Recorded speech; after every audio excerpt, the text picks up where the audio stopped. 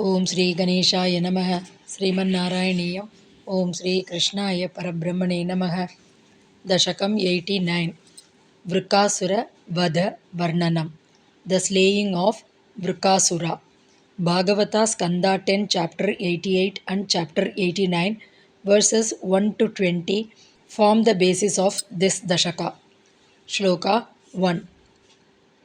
रमा जाने जाने यदिह तव भक्तेषु विभवो न सद्यः सम्पद्यः तदिह मदकृत्वात् शमिनाम्।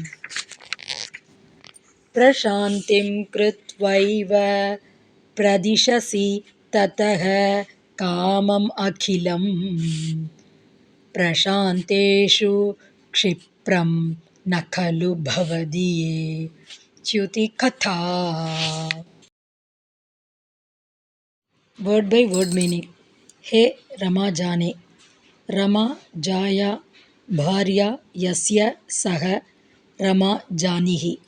O consort of Lakshmi, iha in this world, tava bhakteshu to thy devotees, vibhavaha prosperity, sadhyaha quickly, na sampadyaha does not come, yat which, iha in it prosperity, tat madakritvat because pride is generated, iti jane this I know, ashaminam to those who have not attained tranquility of mind, prashantim krutva after making them tranquil, tataha eva then only, akhilam kamam all desires, pradishasi thou dost confer, prashanteshu to those who are tranquil, kshipram quickly, thou dost confer, bhavadiye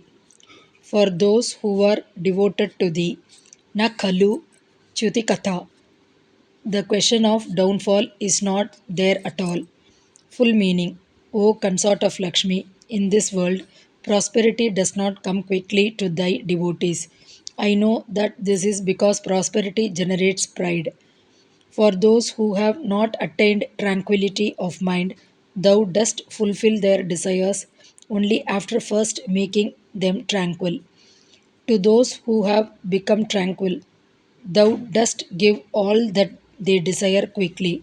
For those who are devoted to thee, the question of downfall cannot arise at all. Om Tat Sat.